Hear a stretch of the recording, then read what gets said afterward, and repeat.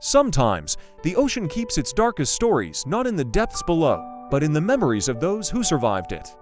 Last time, we heard a tale whispered in the dim forecastle of a storm-tossed steamer, a story of shipwreck, cannibal tribes, and a white girl stolen by a monstrous chief beneath the moonlit palms. It was a story so terrible that even hardened sailors fell silent. But the sea never lets one story end where it begins. When the wind calms and the smoke of horror drifts away, another voyage always calls. From the haunted islands of the Solomons to the crowded harbors of Sydney and the wide green coasts of New Zealand, our narrator drifts on, a violinist, a vagabond, a dreamer chasing sound and survival across the edge of the world. This is not merely a tale of travel, it's a confession of youth, of hunger, music, and the strange beauty that clings to those who have lost everything but wonder. So stay with us as the storm fades and the boat turns toward a new horizon. The sea has more to tell. Welcome back, everyone. I'm really glad to see you here again. If you enjoy what we do, don't forget to hit the subscribe button and give this video a like. It helps more than you think. And please, share your thoughts in the comments below. Tell us what you love, or even what you don't, about the stories we bring to you. Alright, no more waiting, let's dive back into A Vagabond's Odyssey Part 5, and continue the journey together. Visited many places during my wanderings in New Zealand, among them the beautiful Bay of Akaroa, and many other romantic scenes. The New Zealand bush is wild and grand enough, and the Maoris deeply interested me. I visited one aged Maori warrior, called Mating Te Nga. Samoan tattooing was nothing compared to the engraving on his big frame. He spoke English perfectly, but said little. He had kind, deep-set eyes and a wrinkled face that was also deeply carved. Indeed, he looked like a stalwart bit of brownish, Greek sculptural work, covered with hieroglyphics. When he moved with majestic precision, curves of artistic tattooing joined his stern, straight nose to his chin, and upward to his eyebrows. He was the one surviving warrior of a time when New Zealand was a real Maori land, when the beautiful legendary lore of today was poetical reality to the land's original race. Mating had fought with the tribes while fleets of canoes were ambushed in the Gulf. At Rotoruatu, I interviewed Maoris in their native pa. They wore but few clothes. The girls and women had good-looking, stoical faces. The Maori strongly resemble the islanders of the Samoan and Tongan groups. Indeed, so pronounced is the likeness that one cannot help thinking that the two races are allied by blood ties, and probably drifted from New Zealand to the Pacific Isles, or vice versa, ages ago. For several weeks, I went off on my wanderings, accompanied by my beloved comrade, my violin. I had still a pound or so in my possession, which I intended to keep for the rainy day that would be sure to darken the blue sky of glorious vagabondage. So, while the skies were bright, I made my bed in the bush, and by the light of the moon read Byron's poems. I had bought a paper-covered edition of them in Wellington and carried them in my violin case. Oh, the romantic splendor of those days and nights when I drank in the Byronic atmosphere. The glorious illusion of youth, the rosy glamour that is not what it seems and seems what it's not, hung about me as I sat under the giant kera trees by the track, or approached the Maori stronghold with Don Juan sparkling in my eyes. On the west coast ranges, North Island, I came across a bushfaller's camp. I walked across the slope and introduced myself to the solitary occupant, an old Irishman. He turned out to be an interesting and congenial member of the wandering species. His camp was pitched by a creek that led to a lake, the banks of which were surrounded by beautiful ferns, eucalyptus, and trees covered with fiery blossoms, musical with the moan of bees. As we sat together, and sunset touched the lake waters with fire, and primeval silence brooded over the forest, broken only by the weird note of birds, I could easily have imagined that I and my comrade occupied a new continent alone. Parakeets went shrieking across the forest and over the lake. We only saw their shadows in the still water and heard the tuneless beaks scream as they passed overhead and left a deeper silence behind. I stopped with the bushfaller one night. "Goodbye, mate," he said, as he looked up to me with his grateful, round blue eyes and placed my gift in his pocket. He had told me where there was a Maori pa several miles away, and had come stumbling with me through the undergrowth for a long way to direct me to the track that led to the main road. That same evening I came across several old huaras by a sheet of water, at the foot of a tremendous range of hills that rolled to the southward. It was extremely hot weather, and, as I followed the track round by the water's edge, I saw the little Maori children paddling by the lake shores as the native women were fishing. On the other side of the lake were several wooden homesteads where some whites lived. I walked into the Maori village, and the children stared stolidly at me as they stood by the shed doors. Presently, I came across an old Maori chief sitting under a mangrove. He looked very aged, possibly more so through his face being carved with dark blue tattoo. He spoke English well, and as I approached he welcomed me and said, "Play me your music." I at once sat down by him and began to talk.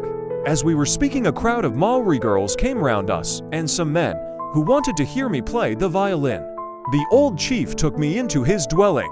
It was strikingly clean. I saw his wife squatting in the corner, reading a book printed in the Maori language. She was a very ugly old woman, and when she smiled revealed bare gums that seemed to reach to her ears. Her hideousness intensified the youthful beauty of the Maori girls who came rushing into the pa while I was speaking to the old man. They were beautiful girls with the usual fine eyes and a marvelous wealth of hair that glistened over their bare shoulders and fell to their bosoms. The sight of them reminded me of my pretty Maori girl, who had long haunted my dreams. I stayed near that settlement for several days and attended the rehearsal of a canoe dance. The weird beauty of that scene in many ways recalled memories of the fantastic sights I had seen in the South Sea Islands. One night, when the moon was shining over the lake and forest, the Maori girls came forth from the pa, attired in scanty robes of woven grass and flowers reaching to their knees. Across the forest patch in front of the pa they ran with bare feet, waving their arms and singing a chant in their native language. Then lying down in a row, prone, in the deep grass, they moved their bodies and arms as though to imitate canoe paddling, all the time chanting a Maori melody. It was an unforgettable sight, the moonlight glimpsing over their bodies as the night wind lifted their luxuriant hair. They looked like mermaids paddling in seaweed at the bottom of an ocean of moonlight. All the while, the Maori men gazed with admiring eyes. I heard many Maori songs. They struck me as being full of a wild, poetic atmosphere that suggested tribal battles and the legendary sadness of far-off deeds of passion and love. I give here a few bars of melody, which may faintly express my memory of their music. I recall the solemn grandeur of the New Zealand bush, the cry of the melancholy curlew in the forest as I tramped along the wild tracks to Rotorua.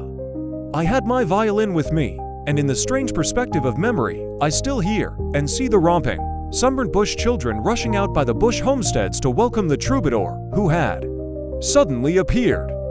Once or twice, I got pretty hard up and had to resort to my violin's appealing voice for help. Not far from a little bush township, by a range of hills that rolled to the westward, I came across another pa, where my fiddle and I were welcomed by the old Maori chiefs, whose blinking eyes lit up their tattooed faces. I remember I was warmly received by that primitive community. It seemed hard to believe that they were descendants of bloodthirsty cannibals as I sat among them and accompanied their songs that breathed tenderness and poetry. The character of their music strikingly resembled Samoan melodies I had heard sung by the Siva chorus girls in the South Sea villages. The following suggests the atmosphere of Samoan or Maori music.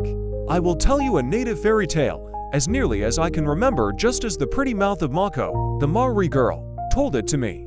One evening she was singing sweetly while I strummed a tinkling accompaniment on my violin.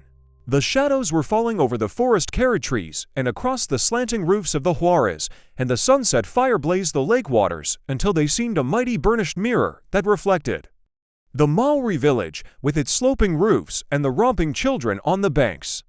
"Goodbye, Mako. I must go home now," I said at last, and the old chief, Mako's father, looked up as he squatted with his back against a tree and said, his tattooed, wrinkled face smiling, "You stay in pa till tomorrow." "All right," I replied, and then Mako's eyes shone with pleasure, and her bunched hair flew out in the soft forest breeze as she ran across the patch into the wurry to peel the potatoes and boil corn cobs for supper. After supper, the kind old chief and his pretty daughter sat by me on the slope. The moon shone over the lake and was reflected in the still water, wherein the gum tree stood upside down in a shadow world. Sitting on the grass, with her chin on her knees and her romantic eyes staring straight in front of her, Mako started to chant to herself. "Come on, Mako, I said. "Tell me some more fairy tales." She laughed, then grew very earnest, for she always imagined she was the heroine of the tales she told. Then, facing me and looking into my eyes, she began. Long ago out of the sea rose the head of a beautiful youth, Takaroa. His eyes were to stars, which he had stolen one night out of the sky. Running up the shore, he looked on the land and clapped his hands with delight to see the beautiful trees and all Harahia te Marino, so peaceful. And as he stood looking, the water dripping from his body in the golden sunlight, he said, "Where is she? Where is she?" Then all the worry flowers on the big trees suddenly heard and looked down, for they had turned into the faces of beautiful girls, and they opened their mouths and cried together, "I am she! I am she!" Then the beautiful youth of the sea looked up at them closely with his wide-open eyes and said, "You are not beautiful enough, not any of you. She whom I love has eyes made out of the sunsets, and the stars all shine in the dark night of her hair.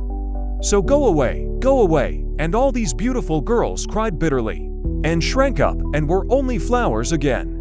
Then the boy from the sea, Takaroa, shouted once more, "Where is she? Where is she?" And all the caverns along the shores and the mountains echoed back sadly to him, "Where is she? Where is she?" Then Takaroa lay on the shore in the deep grass and cried to himself and fell asleep.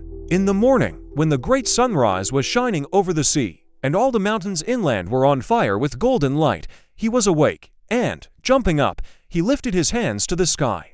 "O God of the sky, where is she? Where is she?" And at once a little hihi bird came flying across the forest sky and, sitting on the potukawa tree just above the beautiful youth, started to sing sweetly on its twig. Takaroa listened and looked up and said, "Are you my love?" And the little bird started at once to swell, its feathers all puffed out, and it grew and grew. Then lo, out jumped a beautiful girl. "Oh, so lovely she was," said Mako, as she stopped and looked at her imaged face in the moonlit lake. "For, as I told you, she always would believe that she was the beautiful heroine." Then she continued, "Her hair was like the tangled forest with the stars shining in it, and her eyes more beautiful than the sunset. Oh, you are my love, you are my love. Sing to me, the immortal youth said, and side by side they sang together. Then he plucked a bamboo cane and made a magic flute, and she sang and danced. "Oh, how beautiful you are," he said as he looked upon her lovely body. And she said, "Do you love me, Takaroa, or my body?" And he said, "Oh, Tamami weary, I love you, not your body, but your beautiful eyelight." Then all day they danced and sang together. Then night came, and he made a lovely soft bed for her, and she lay down on the gray moss and curled up her warm limbs. The beautiful youth lay down beside her and kissed her red coral lips and said, "Oh, my love, place your arms round me." And she said, "I dare not, oh, I dare not," but still he pleaded. And he was as beautiful as was his voice, so she relented and put her arms out and sighed, and he clasped a little bird. Oh, how he cried and cried, for in the gray moss was still the impression of the beautiful girl's body. And though the little bird had flown away, he still kept looking down at the gray moss bed and crying out, "Oh, come back to me." But the little bird came not back, and he was alone with the silent night. And all around him the old giant trees, with gnarled trunks, sighed and moaned in the moonlight with deep, windy voices as the wind blew through them.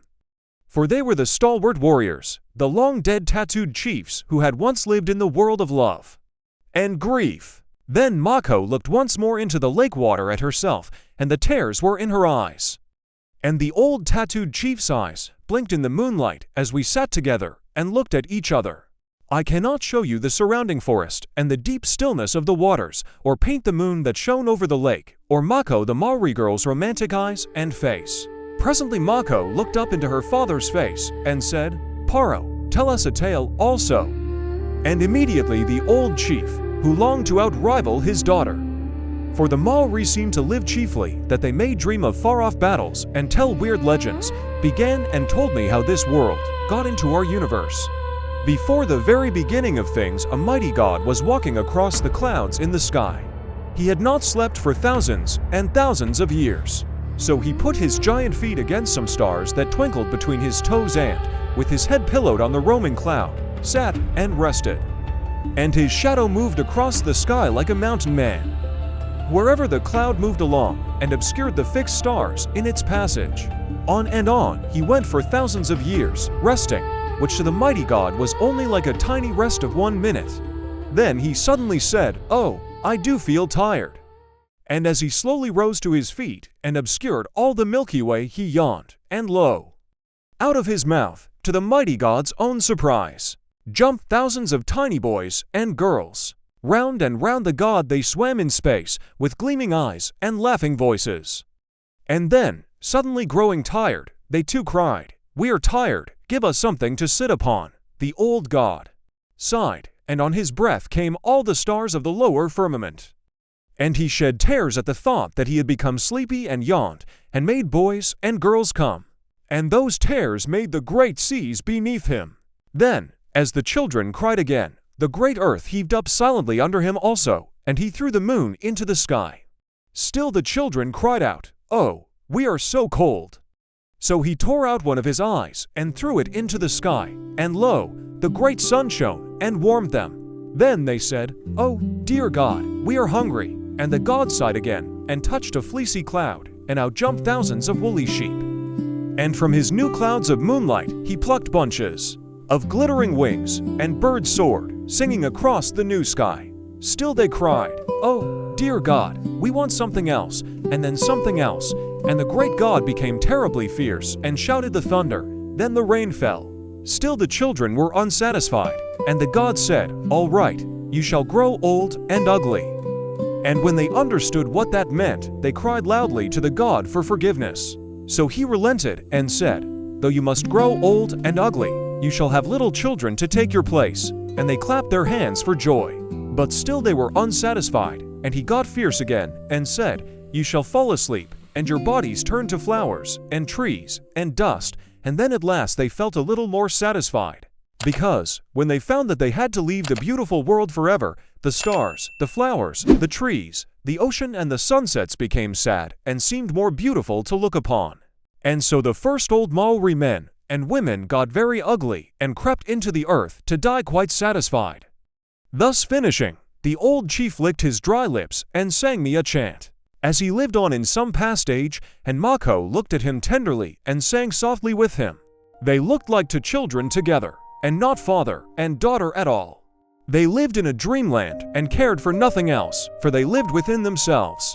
Eventually, I bade the Maori world farewell, and arrived at Christchurch, where I was forced to stay for 2 or 3 weeks, for whilst gazing at a derrick that was hauling up a huge coping stone, I slipped and sprained my ankle, and was laid up for a week, and thereby got into low water.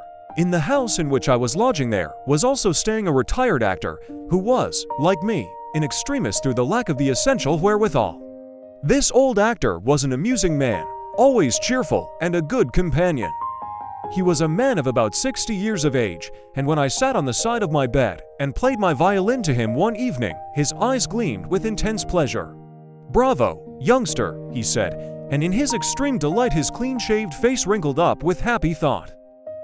"Fancy you talking about being hard up when you can play the fiddle like that." Immediately he unfolded a plan, which was to give concerts in public without any preliminary expenses. In common parlance, we agreed on the spot to go buskin. The idea of playing in the streets of a city was not congenial. It lacked all the romantic troubadour element of my previous experiences in the little bush towns up country. But nevertheless my companion's cheerfulness and optimism gave me courage. He had a remarkably good voice, and in our room we rehearsed all the songs that he knew. Together next night, with our wild harp slung behind us, we sallied forth. My comrade had brushed his antiquated tall hat up till it shone with renewed prosperity. He had also cut out of paper a pair of new white cuffs, for he had a great belief in looking respectable. "My boy," he said, "we must let them see that we are not allied in any way to common plebeian street players. How do I look?" Then he gazed at himself in our looking-glass with pride, while I told him that he looked the last kind of man to be singing in the street. I meant what I said too, for he had a very distinguished look, and his speech had the intonation of bygone polish in it. In the heart of the city, by the curbside, we started the first open-air concert. It was after dark, and the well-lit street was thronged with people, who generously dropped coins into my partner's tall hat. For as soon as he had finished singing, he went into the crowd. as I played on. Whether it was my comrade's melodious voice, or my violin playing, or our respectable appearance, I know not, but I was astounded at the money he collected. After each pitch, we retired into a bar and counted out the proceeds and shared alike. My comrade smacked me on the back with delight as he continually had another drink. "Don't you think we had better finish now?" I said, as I noticed that he was getting a bit excited, but he would not hear of such a thing. At the next pitch, by the arcade, he started to shout out, going through his old parts. He even opened his mouth and went through Hamlet. The vast crowd that collected to watch his antics stopped the traffic, and the police moved him on. "We had better get off," I said to him, and to my great relief he agreed.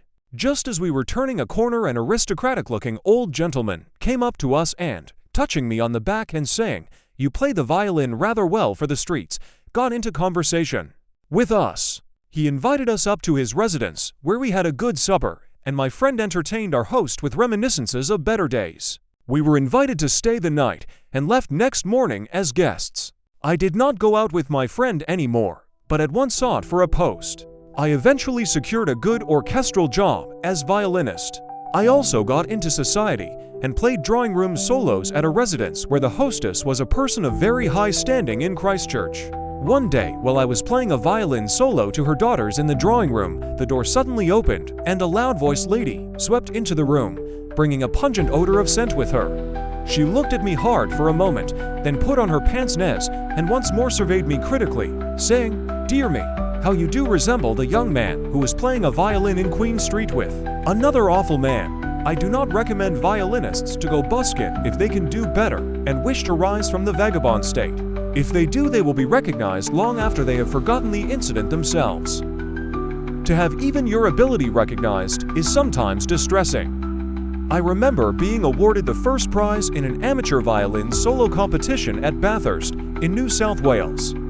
I played Paganini's L'Estrade, and his violin concerto in D.I. was awarded the first prize by the adjudicator. Then someone recognized me as a professional, and I was immediately disqualified. I remonstrated, but an old program was produced, whereon it was stated that I had been special court violinist to the kings, queens, and high chiefs of the South Sea Islands. I think that is the only time in my career that my position as first violinist and composer to royalty has ever been recognized. Also the only occasion when the musical and critical ability of the royal houses of the Southern Seas, through choosing me as their court violinist, has ever been acknowledged. Many things happened during my New Zealand wanderings, and one incident stands out in stronger, yet sadder, relief than many of the others as I dive and grope back deep down in the silent waters for my Dead Sea fruit. You will admit, I am sure, that I have not gone into rhapsodies over my virtues, but verily I believe the worst of us are better than we seem. One day, I was resting against a tree by the track. I was on my way to Wellington to reply personally to an advertisement that offered a good salary to a violin dance player. It was a long, weary road, and I was very tired, but happy, for I had about a sovereign in my possession. I had been reading my Byron and Keats's Ode to a Nightingale, to which I had written music, notwithstanding that the ode was the utterance of music itself. For when we are young we rush forward to paint the cheeks of the gods and teach wise old bushfallers philosophy. I was feeling lonely and poetical, which, in the worldly sense, means slightly insane. The world seemed to have a glamour of poetry about it after all. The grandeur of the somber forest bush seemed a part of me as the old gnarled giant trees stood silently in the gloom, likewise old friends staring at me. Who would protect my homelessness if they could? The sun was blazing hot, and, just as I was thinking that I only had the silent butterflies for companions in a magic world of bright flowers and wise old trees, a tired-looking girl came round the bend of the track. As she was passing me, she looked quietly into my face and smiled. I had never seen her before, so you may guess a good deal about that smile, and not be far wrong in thinking that Mrs. Grundy's unprivate opinion is a correct one. It was a wan smile, and as weary-looking as the feet of the owner of the smile as they dragged along the dusty bush track, as though they cared not where they led the wretched body. I looked up and returned the smile, for the eyes of the girl were brown and earnest-looking. She came straight up at once and sat down beside me. "I suppose you haven't a shilling or so to spare, sir?" I looked at her kindly, I am sure, and, with the quick intuition of her sex, her manner immediately changed. She saw that I returned the smile in a spirit of woeful fellowship only. She was a good-looking girl, about 24, 2 or 3 years older than I. Her hair was glossy and thick, and to this day, I remember her fine brow and the look that lighted up her face. She had a pretty, yet weak, mouth, but the star shone on the dim horizons of her eyes. As she looked long and earnestly at me, I got up and said, "I'm off. I've got to get to Wellington," and away we went along the track side by side. I asked her a lot of questions about herself, and she answered me truthfully, telling me that she was a 3/4 caste Maori girl. I should never have noticed it if she had not told me so. Her father was an engineer and had been killed in an accident, and her mother had taken to drink and gone to the devil. I saw by her manner and by all she said that she wanted to impress me with the disadvantages she had had in her brief career. Also that she regretted that first familiar telltale smile. I looked much older than I was, for I was tall, well-made, with thick bronzed hair, gray eyes and sensitive, curved nostrils and lips. Indeed, I possessed all those physiological defects that have made me what I am. For to get on in this world, one should have square nostrils and a protruding, bulldog jaw, and eyes with a mental squint that can scan north, southeast, and west of one's world of prospects all at once. Yet, I was happy enough, untrammeled, and out of the grip of conventionality that relentless old man of the sea could not cling to me. My soul roamed at will, like a riderless wild horse, across the plains of life.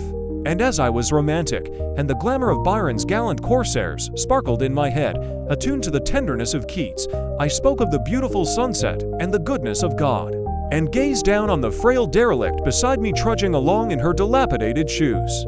How I remember her earnest eyes as she looked up at me. Most assuredly, the great poets are really the sad, truthful Bibles of this world.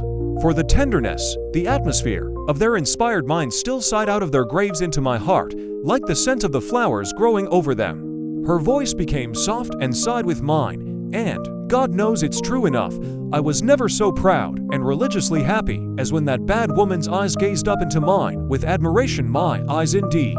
Oh, we men, who write as though she would do that which we would never do.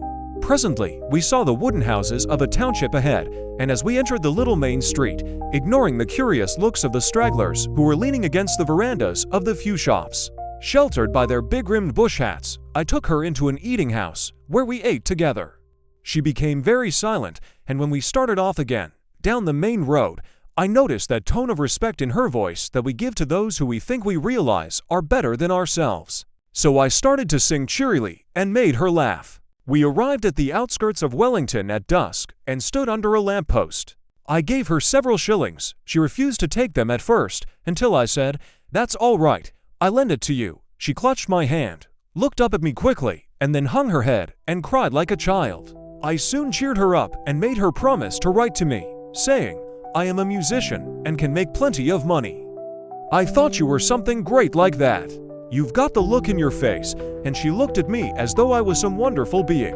We were standing outside a third-rate theater, and I asked her if she would like to see the play. As she said she would, we went in, the loose street woman and I. When we came out, I said goodbye to her, and she got on a car to go to some friends. She seemed so happy as she looked back at me. She did write to me, and I gathered that she had obtained a situation in a boot factory. They were neatly written letters, and how I recalled the soul, the woman part of those letters, and what they really meant, but suddenly they ceased. How I pray that her life after that was a happier one than that of the gallant corsair she met on the bush track in New Zealand long ago. As I look back, I see again the weary face of that neglected girl. Her eyes are looking at me. I did not love her then, but, strange as it may seem, I love her passionately now. Her shabby skirts and the bit of dirty colored blue ribbon round her throat are sacred memories to me, and the old dilapidated shoes are shuffling a dusty song on the weary track. A song so unutterably sad that I think Christ must have composed it. I think God gathers all his beauty from grief. That, enthroned in loneliness, he gazes eternally across his stars and across his dark infinities and sees some long ago. For not in the vastness of things, or the mighty ocean of space, can we see or feel so much of infinity as we can see in the derelict eyes of the friendless, as I saw and see now, in the tramping Maori girl of my spiritual passion. Ah, How I love the memory of those imaginative boyish days. I often wonder if many boys were, and are, as I was, and see the strange things that I saw. My earliest recollection is of the little bedroom at the top of the house where I slept when I was 6 or 7 years of age. On moonlight nights, I could see the poplar trees swaying to the wind outside my window as I lay alone in bed. Just beyond the trees was a stable, and its chimney had a large cowl on it. That cowl was shaped like a helmet and had ribbed marks on it, like deep wrinkles on an old man's throat, and as the wind blew, it turned slowly and majestically round. I used to peep from the sheets out on the moonlight night with frightened, awestruck eyes. For my childish brain firmly believed that it was God's head moving against the sky watching me whenever it turned towards my window. I told my mother about it, and they all assured me that it was only a chimney cowl, but still I did not like the look of it, and I was delighted when they shifted my bed into another room. At another time, I stole some green apples off a tree in our garden and got very sick and ill. My dear mother made me promise to steal apples no more. And she said to me, "Though I cannot always see you, God can, for He is always walking about everywhere." "What is He like?" I asked, and then she described Him. Not long after that, I was going up a lonely lane near our house when I suddenly spied some green gooseberries in a long front garden. Being a born vagabond, I opened the gate and crept in, and kneeling down by the bushes, I stole a pocketful of the unripe gooseberries. Just as I was bolting off, an old gentleman with a long white beard, who held a walking stick to help him along, quietly opened the gate, walked in, and looked at me with solemn eyes. I stood before him trembling like a leaf, quite certain that God stood before me. I hung my head with shame and said, "Oh, God, I am so sorry, please forgive me." And then I saw a kind look in God's eyes. I promised never to steal again. He let me out of the gate, and I rushed off home, thrilled with excitement. I almost burst the door open and, rushing up to my mother, shouted, "I've seen God. He's such a kind old man. He's given me a penny." Sometimes now I think that God is dead, that He has died of sheer loneliness and grief over the sad lot of His lost children. I have often wondered what I have lost through embracing scalawagism with its visionary splendors. Probably, were it not for that, I should be the proud possessor of a brick house in a decorous suburb, and vast ambition, wear a white collar and cuffs, and, who knows, be pushing my lawnmower, hiding my sarcastic grin over its ostentatious hum. I watch my envious neighbor cut his grass with shears. Even so, I think the greater prize is in being able to sit over the hearth fire or the campfire with one's comrades, reveling in the realism of the not permissible, turning the universe the other way, and singing the reminiscent Vagabond's Excelsior onward to the past. Ever back to some happy past, back to the miser hordes from the glorious past, to the loaded wine cellars of dreamland's infinity. To uncork the bottled dead sunsets, foaming champagnes of forgotten forest moonlights, and blazing campfires, bubbling laughter, and friendly eyes. Drink deeply to her lips of other days, renew the old vows, clasp her tightly, gaze in her eyes ere the desert wind blow her from your arms as scattered dust. And, if she be old, if her face, her loveliness, be changed to the wrinkled map, the sad parchment whereon time's hand ever toils to write creation's grief, kiss her passionately. Dip her in the bath of old cleansing imagination, rewhiten her limbs, and make her beautiful. Watch her happiness. Make the only future man ever knew, or ever will know. Gladden, and become rich with life's old wine of the beautifully unreal. Friend, shut your eyes and look at the past. See sunsets and sunrises, the mirrored blue days of silent skies, soaring birds, ancient cities, nations, and their histories. Empires of splendid chaotic violence, laughter, love, and intense tragical drama. Now shut your eyes and look at the future. Can you see one moment of its reality? No, you cannot. So make your spiritual creed some dim, long ago remembrance of your own happiness, and cherish and make the old the new. Make yesterday, and today, and tomorrow shining planets that came, and are coming from the illimitable past to swim into the happy skies of your ken. And let the lawnmower's triumphant, respectable humming go by. Probably we vagabonds are mad, and the great majority who laugh at sentiment are the really sane ones. How strange indeed if, after all, the poets are wrong, and the great and glorious aim and end of the universe is affluence, with flabbiness, grand pianofortes, Brussels carpets, retinues of wooden servants, and gold. Gold! Indeed, For all those things we vagabonds must hold the candle to the devil. For alas, the body cannot live on sunsets and the memory of sad derelicts, dead sailors, and forgotten heroes. But mentally we are wealthy. We have explored the gold fields of the universe and struck a rich vein. It is rough gold, truly, but perhaps our Creator never meant it to be reforged and marked after He scattered it among the stars. Certainly, it has always appealed to me in the rough state, more so than in the polish of strange, unmusical voices, high colors, and a great lack of appreciation for shabby men. We vagabonds are not conscientious judges of worldly greatness. We are strangely biased in favor of those lost outcasts who drift on the waters of infinity, singing shanties to the wandering stars, and not caring so long as God's in His heaven all's right with the world. What matters if men are happy? Yes, even though they fall by the roadside and die with no obituary notice and the cause of little crepe, as one of my critics said, he and I think, would tramp the world together if we had a chance to live our life over again. We may live again. I sometimes think I have lived before. And what greater truth is there in the hearts of men than their own belief in all that they believe? Dear audience, this chapter reminds us that a wandering life is not only about distance, but about depth. The Maori elders, the bushfaller, the shy girl by the lake, the children who ran to a violin melody each offered the same lesson in different clothes. Carry curiosity like a compass. Treat every culture and person with dignity. Let art or a simple craft be your faithful companion when money and certainty run thin. Share what you have and accept help with grace.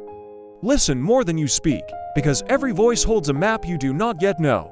If you are tired, rest under your own version of the carry trees.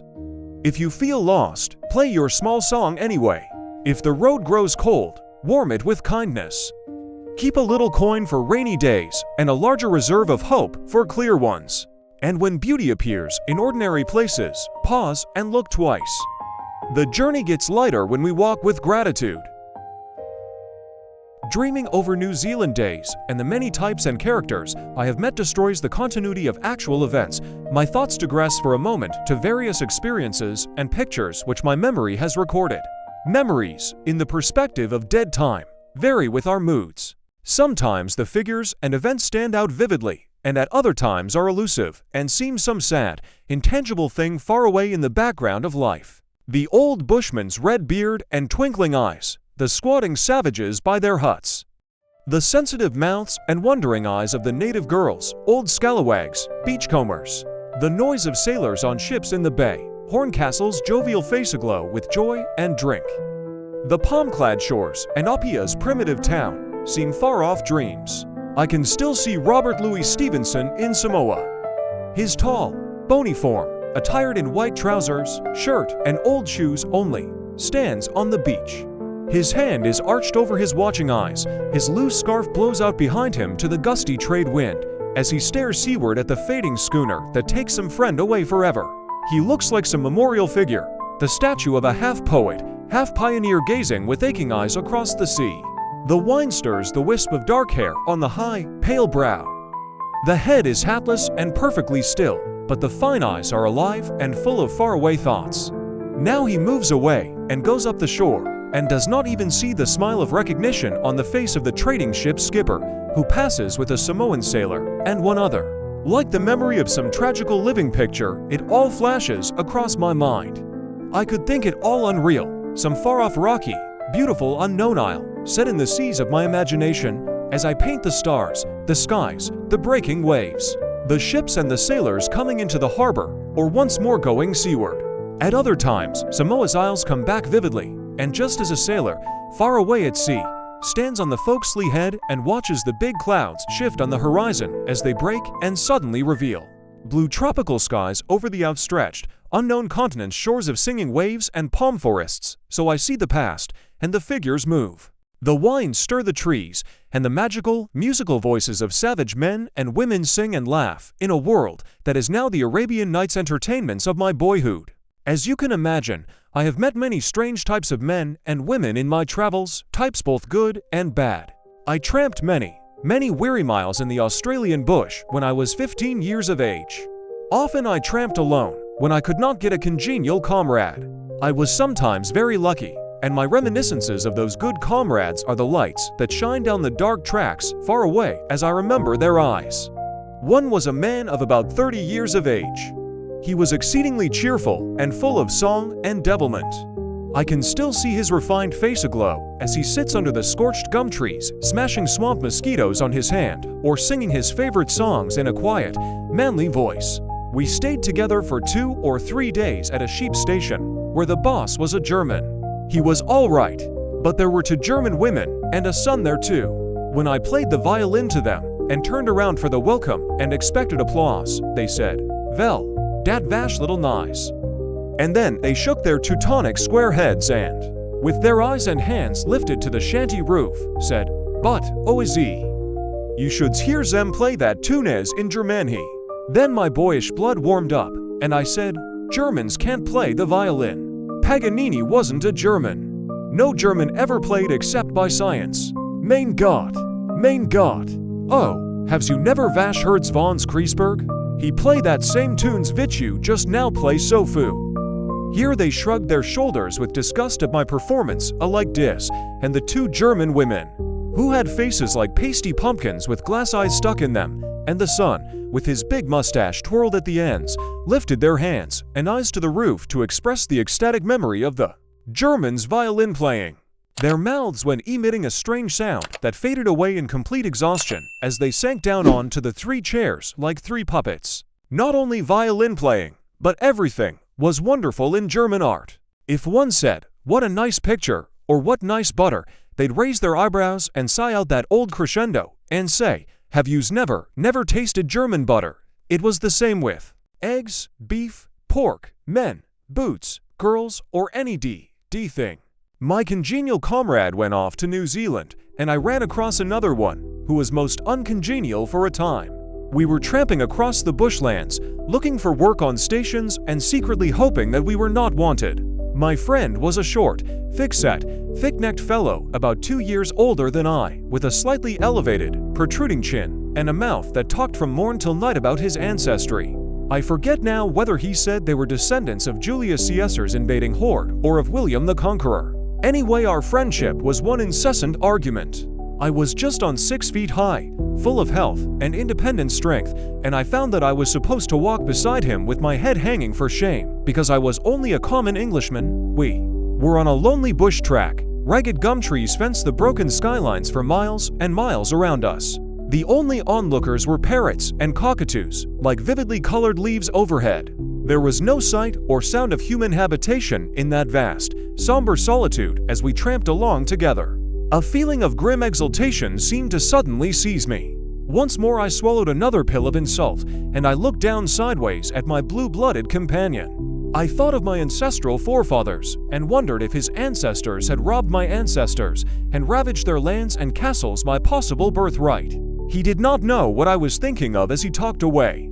His short legs strutted along the track with the toes turned up, his nose and chin also inclined skyward, as once more he reminded me of my plebeian origin. Suddenly, well, I'll not tell you all, for why should we be proud of the animalistic strain that sometimes dominates our natures? Why be proud that suddenly a bolt seemed to fall from the blue, and one of the reputed descendants of the first Kaiserbill got his deserts and lay with his back in the dust, his imperial nose and semi-conscious eyes staring half-vacantly up at the Australian sky, while plebeian, old pioneer England, with a swag on his back, tramped away and faded on the horizon triumphant alone.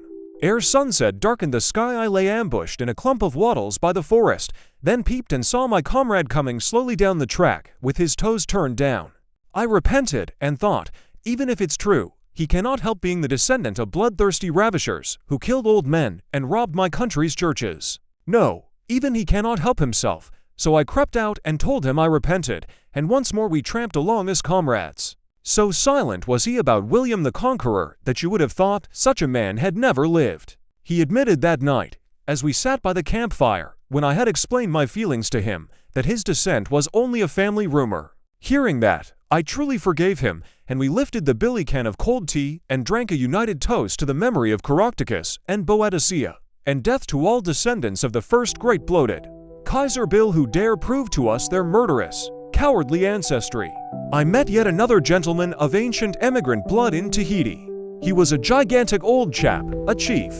I slept in his hut with 4 American runaway sailors who were waiting with me for the next boat to call so that we could clear out. Night after night, that old chief would sit and tell us of the wonderful earlier days when he was the great king of the inland dominions, loved by all the tribes for his bravery and justice, and had had a special envoy sent out by Queen Victoria to represent her appreciation to the one true Christian monarch of the southern seas. He had fine eyes, and they flashed as he told of these old days, and his tattooed frame swelled majestically over many a wild memory. He even shed tears as he sang to us old far-off songs of dead heroes, mighty chiefs, and tender maids he had eaten at the cannibalistic festive board. One night we returned to the hut and found that the great monarch had bolted off with all our possessions. Even my last shirt had gone. 2 weeks later, he was caught by the gendarmes. Then we heard that he was a ferocious cannibal of low origin and that they had been trying to catch him for 12 months. He had killed a native boy, strangled him in the forest, and eaten him. Before we left, we heard that he had been shot by the French commissioners. About 6 weeks after, while I was walking along the beach at Apia, I met him. He ran for his life before my friend and I got a chance to recover from our astonishment and run in the opposite direction. The hired native sharpshooters had deliberately missed him, and the old scoundrel had fallen dead till nightfall only. Another time I met an old dilapidated sundowner, a real specimen of the Australian bushlands. It was miles up country where I first met him, sitting under his gum trees by a creek, making his billy boil. He gave me a hot drink, and I gave him a tobacco plug. And as the billy boiled up again, he said, "Where you're bound for, anywhere," I answered. "Wall, you're better come with me to Coomeranta Creek, 10 miles off the western track by Wangaris Yards. We can get plenty tucker there, and then on to the sandy hills and across Dead Girl's Flat, into Humpy Bomb, that leads across Gum Creek into Dead Crow's Paddock, 2 miles or more from Dead Man's Hollow. Then strike the gullies by Riley's Ranch, and there we can get another stock of tucker. He's a real all-right and Riley is, and not too bad either." And so he rambled on, as he wiped his grizzly gray beard, a beard so thick with spittle and tobacco juice that it acted as a kind of flycatcher for him. The buzzing insects flapped their wings and struggled with their tangled feet in that awful hairy web till they were swept into eternity by his brushing hand. Indeed, his companionship was greatly esteemed by me, for as we tramped along under the sweltering sun, I walked beside him untormented by the mosquitoes and the myriads of hissing flies that like a swarm of honeybees kept on his side, following his monstrous bushy beard as we traveled south. His whole life was centered on the various stations by the known tracks and the grades of generosity in the hearts of the overseers and stockmen. These sundowners arrive at the stations at sunset and appeal for work just as the day's work is finished and bolt off at daybreak into the bush with their old brown blanket on their backs. Stolid old men, some of them. They are real derelicts of the old days. They look like gray-bearded figureheads of ships fixed on weary, ragged bodies, as with their pipes in their mouths they pass and fade across the oceans of scrub, spinifex, and sand. Buccaneers on the high seas of Australian bush. My old sundowner hardly ever spoke as we wandered along under the gum trees, as the magpies sat on the twigs and chuckled, and bees moaned in the bush flowers of the hollows. We arrived in a bush town of about 20 wooden houses and 2 shops that sold all humanity requires. I played the violin, and he was delighted when I gave him all the money which he collected in his vast broad-brimmed hat. "I say, matey, chum up with me," he said, as his long sleeping commercial I opened and stared at the money. But I didn't chum up with him. I was not built for a sundowner. I recall how he always said his prayers after he had tucked his blanket around his body and laid his head on the heaped bush grass. He was old then. I suppose he's long been dead now and lies somewhere in those faraway bushlands. I've seen some strange types in my time, but what are those types compared to the normal tribes I've seen and played to, laughed, loved, and squabbled with?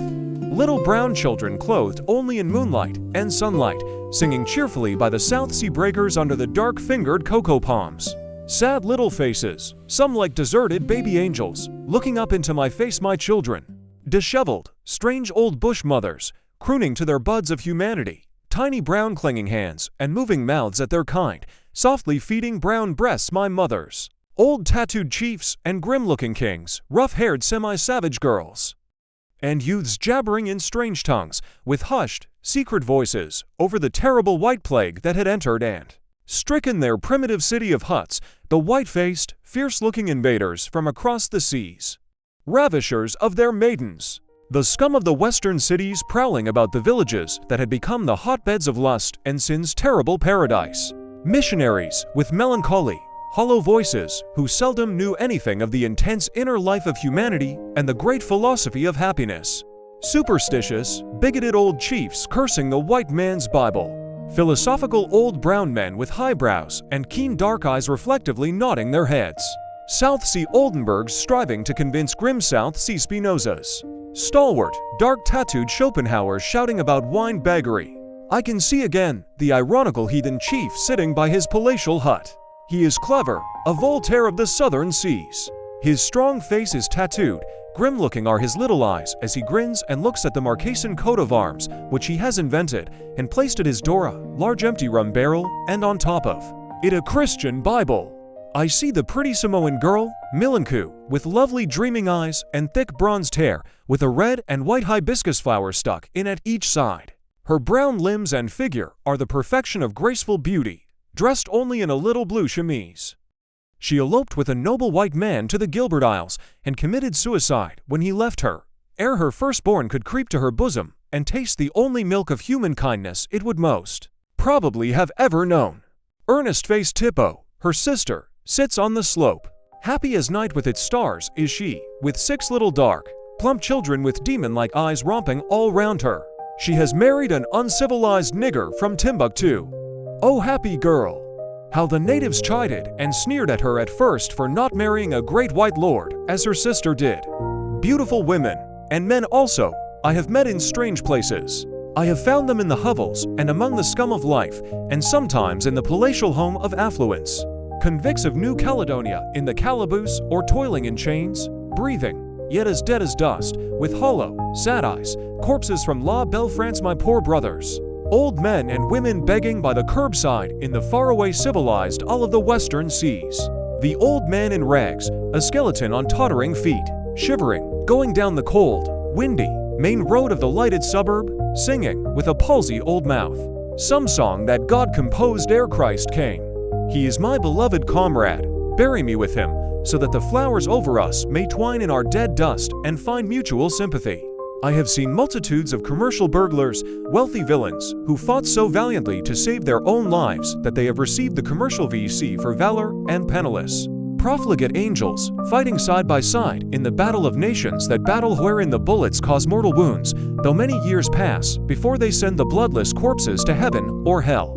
I have seen old, ragged, hideous, long-dead women still sitting by the attic's hearth fire, sipping the gin bottle-sweet, fumed opium for their spectral dreams.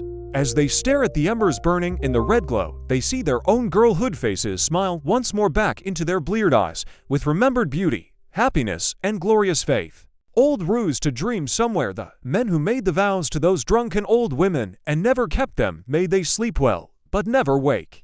I have heard the majestic cathedral organ thunder its rolling music to the roof as the beggar passed by the massive, nail-studded door on swollen feet, rubbed his cold skeleton hands together, and spat viciously. No food in his body, and his soul well. Why should he worrying about his soul? I have seen the great shocked multitude open their eyes aghast, and heard the tremendous crash, the clatter of the hail of stones, when the voice said, "He that is without sin among you, let him first cast a stone at her." O wonderful goodness! O icy, stony virtue! Ah! Not only in the wild Australasian bush or in the southern seas is the great drama of life enacted.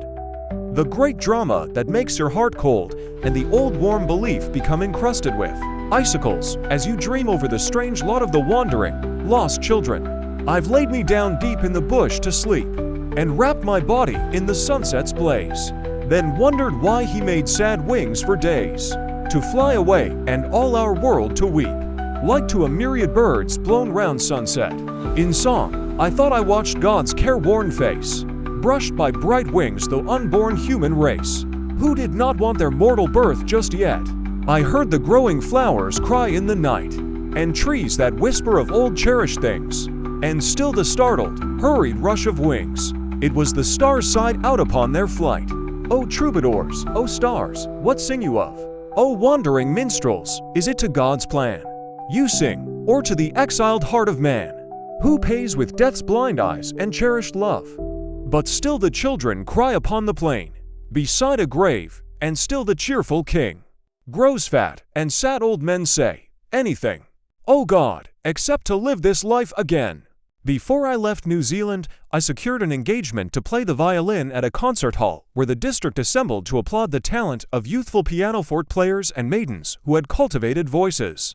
I was engaged to play violin solos, accompanied by the piano, and to perform suitable tripping melodies for old feet when the parents danced after the entertainment. One night, when I was hurrying back to my rooms after the dance, sick at heart for, believe me, I do not tell you of my many aspirations and the disappointments of those days, I heard a wheezy voice behind me call, "Hi, you, Mr. Violinist."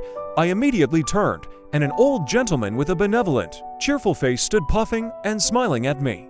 "Pray excuse my interruption," he said as he bowed. Then he continued, "Ah, my dear boy, you are a real musician and play your instrument as though you have a soul. You remind me of my own youthful days when I played the violin, by special command, to Queen Victoria." Hearing this, I at once became inwardly attentive. I had several manuscript songs that I wanted to get published, and no publisher in New Zealand or Australia would look at them unless I paid for the expense of engraving. So, not knowing what influence the old fellow might have, I speedily got into conversation with him, not from ambitious motives only, for he seemed a kind-hearted and intellectual old man, and therefore commanded my respect as well as my hopes. Inviting me into an hotel, he offered me a drink, and seemed very much surprised when I asked for shandy gaff, which is a mixture of ginger beer and light ale. I flushed slightly and reordered whiskey at his suggestion, and, though it tasted like kava and paraffin oil mixed, I bravely took sips of it, while the old chap told me of his violin engagements and the praise accorded him by the musical critic of the times and by personages in the royal courts of Europe. As I listened and nodded approval and surprise, I observed him carefully. He was innocent-looking, with a cheery round face and eyes that were small, but vivacious and blue. His hat was neither a tall hat nor a bowler. It had a small rim, which gave it that clerical contour which seems to be worn especially to allay any suspicion that might fall on its owner. I would not reflect upon the appearance of this gentleman so much if it were not that his appearance helped him enormously. I am not going to be hard upon him either. Notwithstanding his sins, he was at heart a kindly man. But nature had mixed his dough with too much yeast, so that his aspirations to do well rose far beyond the range of his intellect and solid, commercial honesty. This was a fact that helped me considerably, for this commonplace failing of our race, shown in him, put me on my guard in the future and saved me much pain and many misfortunes in after days. I do not mean to be sarcastic in the foregoing remarks, though it may sound like it. I only intend to convey to those who have not experienced much the fact that all individual types of good and bad men you meet in civilized lands are just teachers in the university that you must face if you are not blessed with wealth and go off to seek it. They give you experience and make you a critic of your race so that you can know and appreciate goodness if in your lifetime you are fortunate enough to meet it. They also teach you to be lenient in your judgment of others, and by comparisons and pondering over their sins you will recognize your own. Though the old fellow tried to impress me with his greatness and praised my many virtues, I instinctively felt that I did not possess them. I also noticed that, though he told me that he had just arrived at Christchurch to give lectures to increase the funds for orphanage children, his fancy waistcoat had been brushed to death and looked shabby. This fact damped both my hopes and vanity, for I perceived that his praise of my violin playing was inspired by very much the same feeling that made me repeatedly nod polite approval over his erstwhile fame in the royal courts and concerts of Great Britain. In short, we were both hard up for something that we needed, and saw that we could help each other by being polite and awaiting events. I was young, and he was gray and old, and possibly had been a really good man in his day, till the soulful melody of heartbeats, called life, had gradually resolved itself into a minor key. And that drama of gray hairs and a wheezy voice that praised my youthful melodies in that saloon bar off the main road in Christchurch, New Zealand. He fingered about in his pocket, and I had once ordered him another drink, and inspired with bravery, through his shabby waistcoat, I boldly called for shandy gaff and pushed the whiskey aside. We were now, by observation of each other's deficiencies, brothers, and though Queen Victoria's praise of his talent still lingered in my memory, I noticed that he gave a sigh of relief as I paid for the next drink, and at once I felt that we were at last equals. I will not weary you with any more details, but on the way home that night, he walked beside me, and I agreed to be the solo violinist at the lectures which he was about to give in various halls that he was hiring. I was not to get a specified salary, but was to receive, which was better still, he said, shares in the collection and in the tickets sold, after the bulk of the proceeds had been put by for the New Zealand orphanages. Next morning, he called at my rooms at the time appointed. By daylight, my clothes did not look as affluent as they did by gaslight. In a moment he noticed this, and without any overture said, "Put your hat on, my boy, and come to my tailor's and get fitted out." I was astonished to hear him say this, and, not thinking my prospective abilities in his service might deserve such kindness, my best instincts got the momentary upper hand of those inclinations, which are usually the strongest in men who have endeavored to earn their livelihood by musical accomplishments. So I at first demurred, and then, overjoyed, went with him to his tailor, who lived not a half-mile off. He even bought me India rubber cuffs, and the day before the first lecture came off I looked as well dressed as anyone in the district. On the morning before the first lecture, at the suburban hall I strolled down the main road, and to my astonishment saw my name in large type on big white bills. If I remember aright, this is how the advertisement went. Signor Safroni, the celebrated Italian violin virtuoso, has kindly consented to perform at the Orphanage Fund lectures. And then followed an account of the lecturer's philanthropic and stirring speeches on behalf of helpless children. At first, I felt annoyed at this being done without my permission, for I had a kind of suspicion that the old lecturer thought more of himself than of the orphan children. And I did not want to be mixed up with anything that was likely to look shady, both for my own self-respect and my youthful principles. I at once sought my new employer and told him, as delicately as possible, that I did not care to be billed as a celebrated violinist from Italy, and, moreover, not so very far off was the very place where I had been playing. "My dear, dear boy," he said, opening his eyes as though with amazement, "you call yourself a violin player, and are afraid to be billed. You must be mad." "Well," I answered, considerably mollified by the force of his arguments, "your bill says, the Right Honorable S. Middleton will take the chair. How can I be both? And I know nothing about taking chairs either. Leave it all to me. All you've got to do is to play the violin and make money," he said. And I went off, feeling a little guilty of ingratitude. For I certainly had a good suit of clothes on, and my expectations, financially, seemed very good. Before the concert night, my employer canvassed the streets, and indeed the whole district, and sold some hundreds of tickets. Girls even stood at the mission rooms and church doors and sold his tickets. They were given special permission by the clergy, because of the noble cause which my employer lectured upon. When I arrived at the hall at the opening hour, I saw a vast crowd waiting by the door. The old lecturer was with me and rubbed his hands as we went round to the back entrance to prepare for the concert. His personality was of the masterful kind, but mustering up my courage, I at last said to him, "Shall I have to take the chair and make a speech?" For I was still a little suspicious of my dual personality as an Italian violin virtuoso and the Right Honorable S. Middleton. To my intense relief, he patted me on the back and said, "Play the violin as well as you are able, and I will do all the rest." My feelings were relieved, and the thought of how much I should get from the shares of tickets sold cheered me up considerably. Before I proceed, I may as well tell you that though he professed to lecture for the benefit of little children and was deeply religious, for he prayed so fervently before meals, that I also prayed. Out of sheer respect for his religious earnestness, as far as I knew, he never paid 1 cent to any fund. Neither did he pay for the halls that he hired, nor for the printing of his preposterous bills, nor for anything that became his. There was a special dressing room in this hall. It was like a box, and just at the side of the stage door.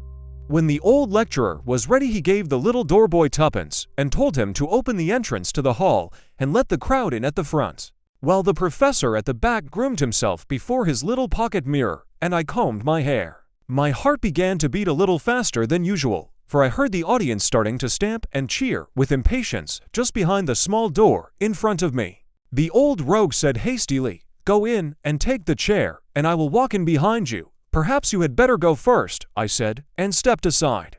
"No, no," he responded quickly, in his masterful voice, and, not wishing to appear nervous the first night, I took a bold plunge and suddenly appeared before the vast crowd of bronzed faces that made up that New Zealand audience.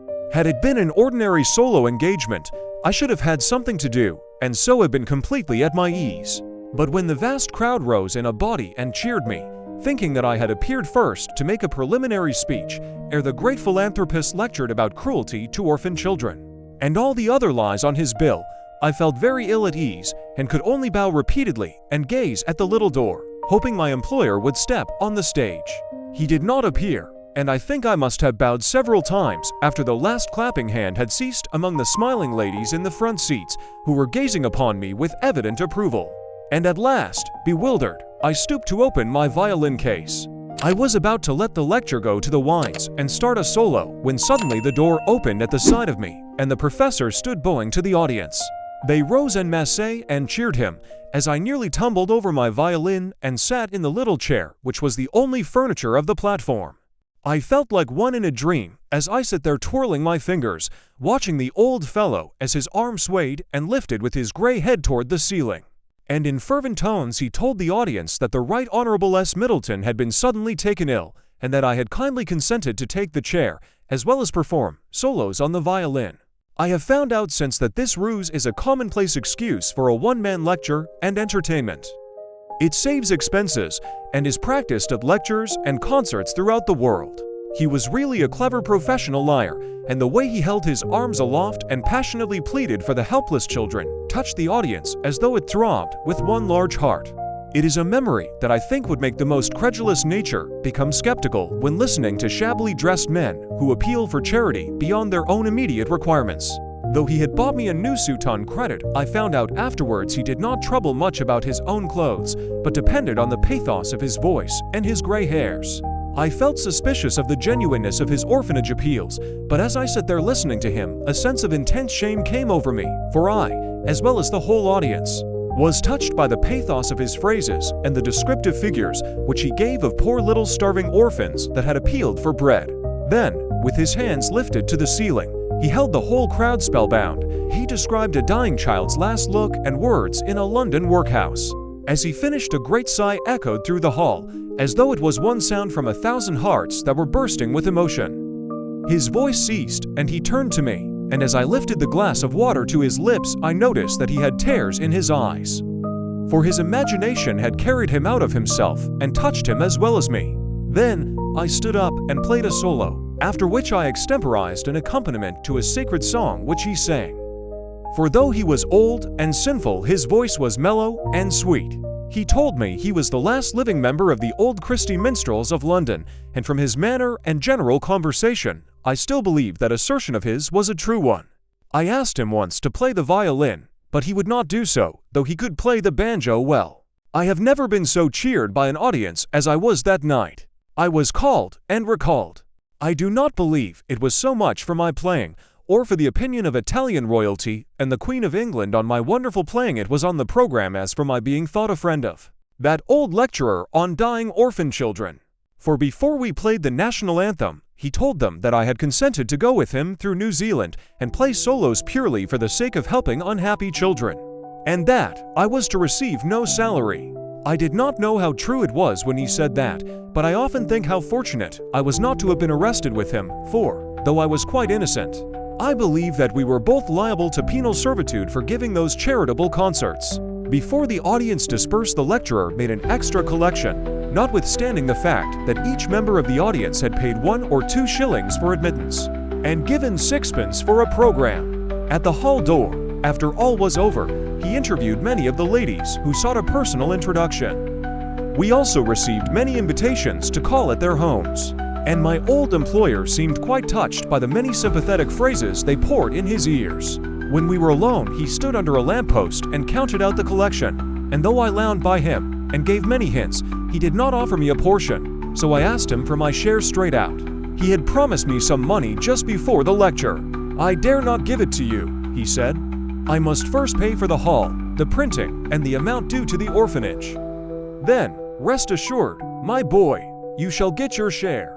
Next day he got fearfully drunk, and I became convinced that he was not genuine, though the night before I had left him thinking that I must be mistaken in my suspicions. The very boldness of his bills and his plans would have disarmed older men, and I was then only about 21 years of age.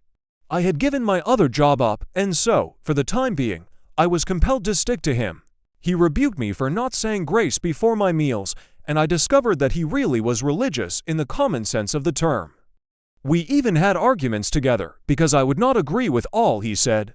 He was extremely happy and sang to himself all day, rose at 5 o'clock every morning and splashed water all over the room as he washed, while I complained and begged for another hour's rest. I felt envious and yet sorry for him, and myself too. When a man dimly realizes his abjectness in the flesh, he has begun to realize his divinity.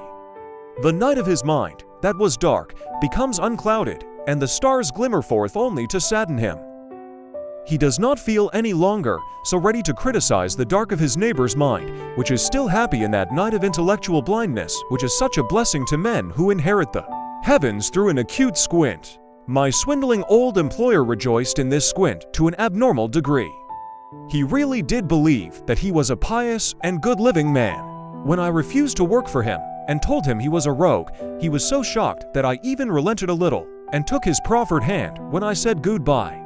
He seemed to value my opinions, though he did not agree with them, and I honestly believe that, had he not had his religious aspirations to fall back upon, he would have fallen back upon himself and been a really good man. When he left the district, his creditors came down on me, and I had a lot of trouble to prevent myself being arrested.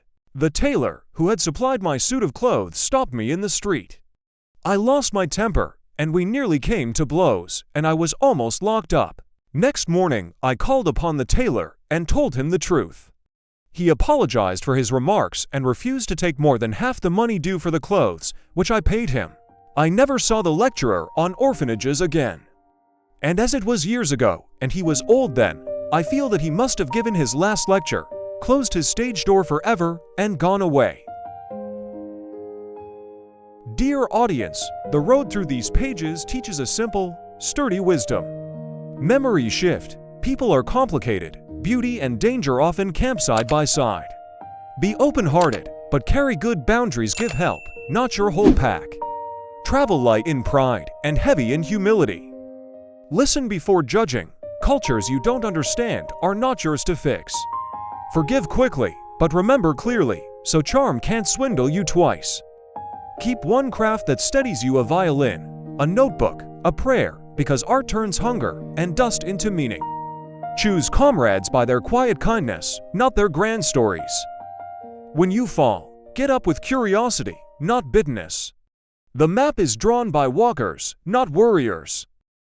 And hold on to Wonder Moon on a Lake, a child's song, the way strangers become teachers at a campfire. A small challenge for the week: do one courageous kindness, set one honest boundary, and take 1 minute to notice something beautiful. If you can do those 3, you are already winning the long journey.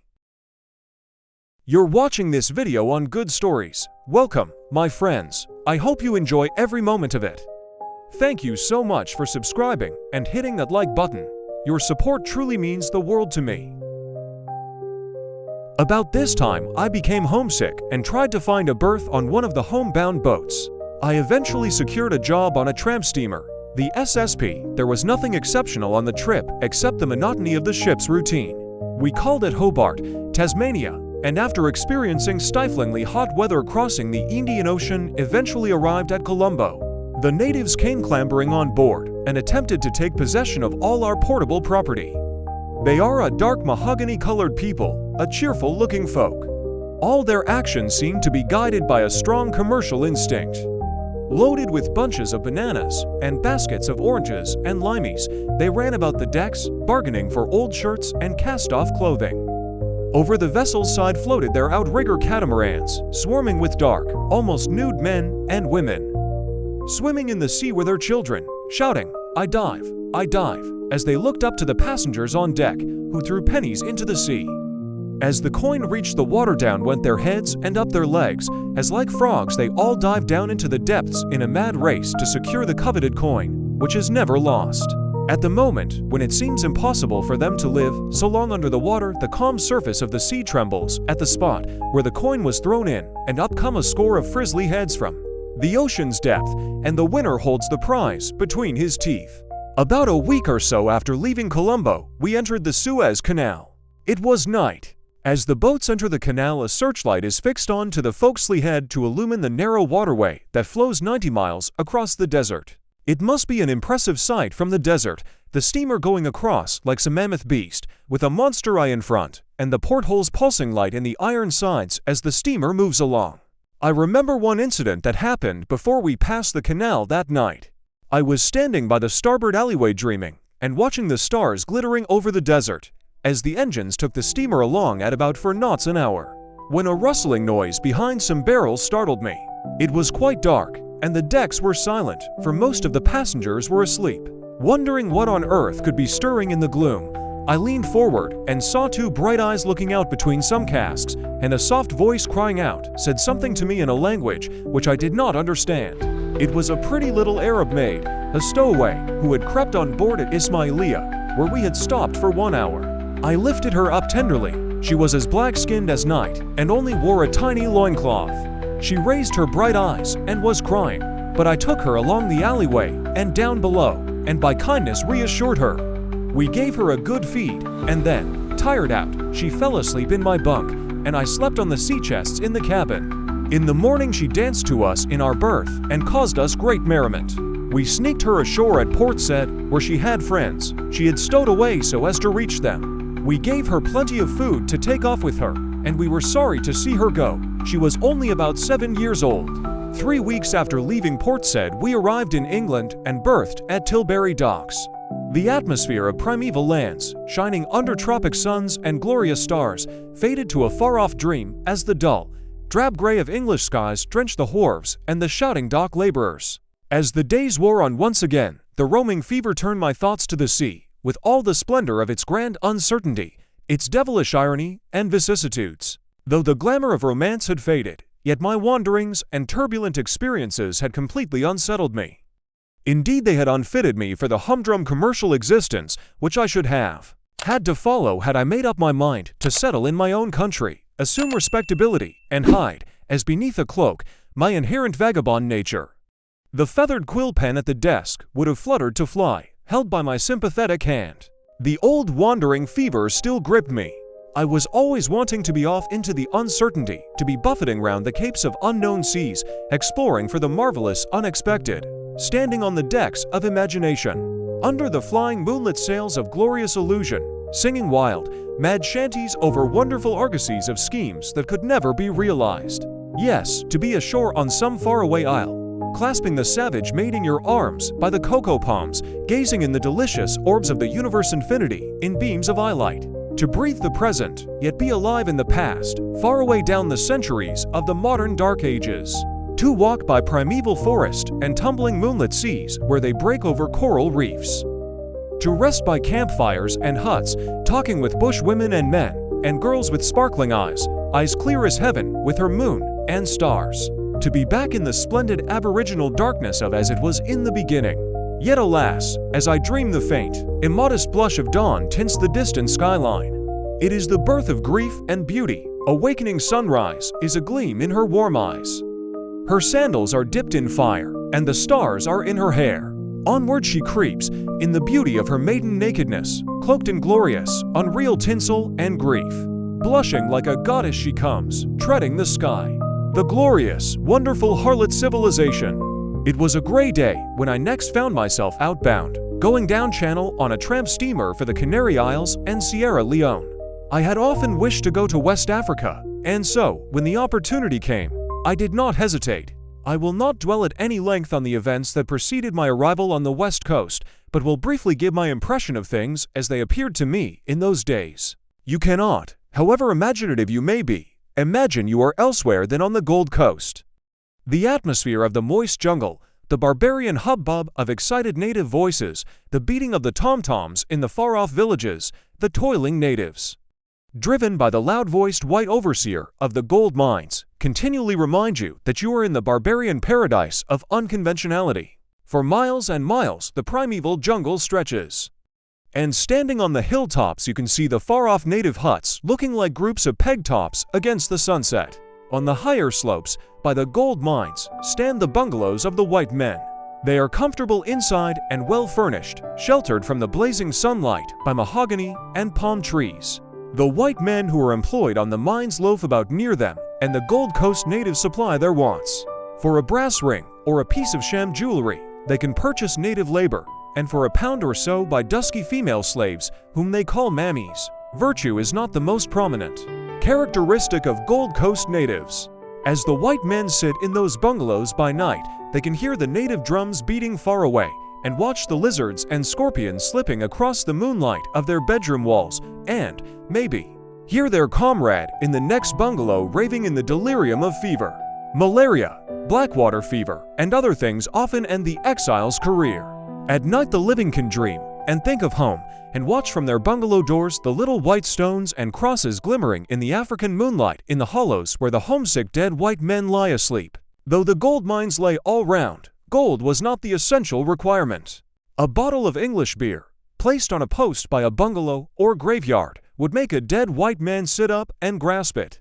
Missionaries had been on the Gold Coast for years trying to reform the natives, who many of them had embraced Christianity. They often asked us mysterious questions about the white man's land, as though they were puzzled and could not fathom the meaning of it all. They had a faint idea that England was a land of some beautiful golden age where sin was unknown. Otherwise, why did the white men come across the seas to preach to them when the natives were so contented with their lot and wished the missionaries to hell? So spoke King Lobangwala. He was a powerful fellow, and when he walked looked very majestic, as he trailed his heavy blanket behind him. He lived in a palatial kraal and had a multitude of slaves who washed his feet continually. He had embraced Christianity and went off across the jungle to the mission room 3 times daily, and all day on Sunday. He was a typical specimen of African aristocrat and spoke fairly good English.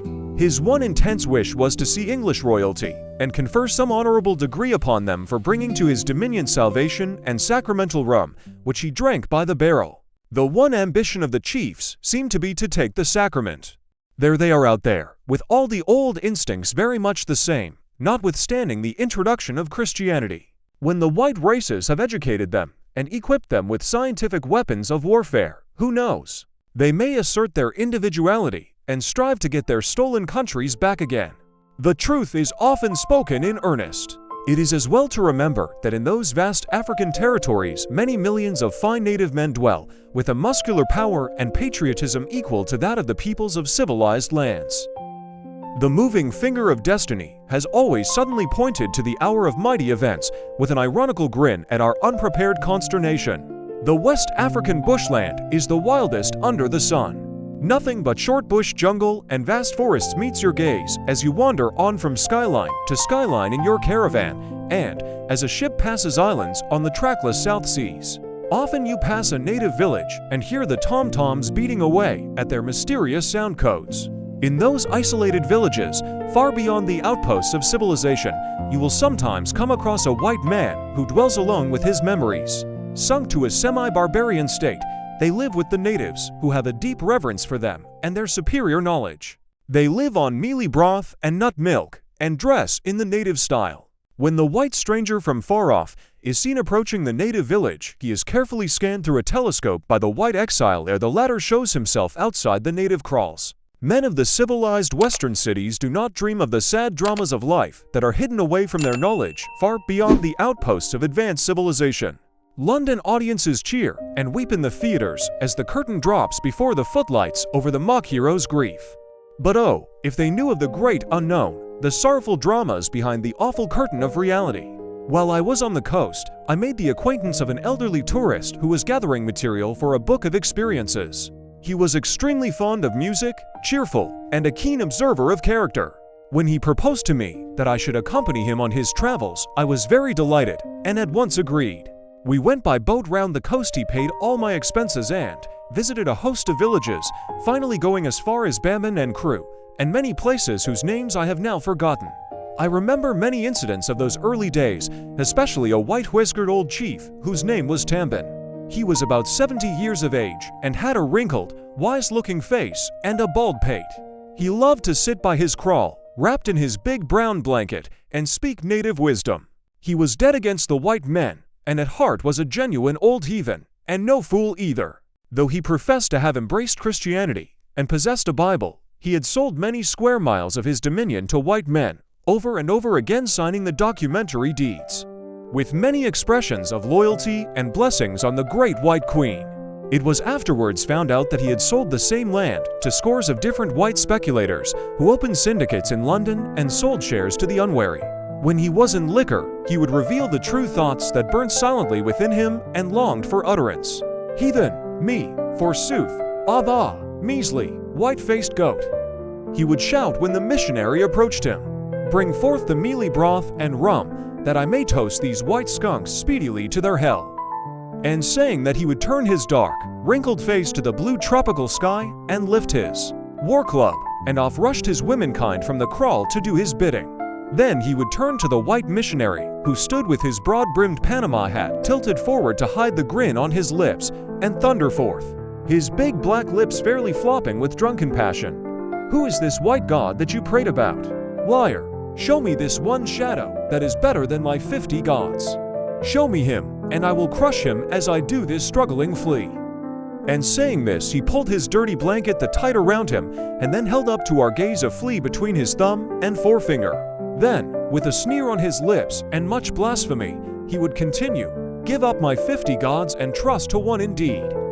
And then down he would crash his club, as all his old wives, squatting by the kraal, quivered in their skins. "Ah, ah," he said, and his bright eyes winked humorously at the harem queen, a dusky beauty as black and bare as starlit night swathed in a wisp of vapor. "Pass me the bowlful, filled to the rim. Mind you." Then he would smack his big lips together and mutter, "Tribesman, the white man's rum speaks more truth than his god of lies. The foregoing gives a pretty fair example of the real character of those old native chiefs and kings who still cling to their old beliefs and yet profess Christianity in much the same manner as they do in the islands of the South Seas. My friend and I were always on the move, sometimes riding and at other times walking. We tramped a long jungle track for many miles and often passed natives who came by us in their primitive caravans. We would wave our hands to them and watch them go out of sight. For the tracks wind along by deep gullies, swamps, and impenetrable forest lands. We hired to hammock boys.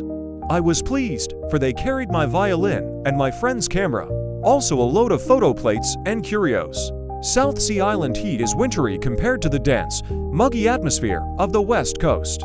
By night a white mist creeps out of the primeval jungle glooms.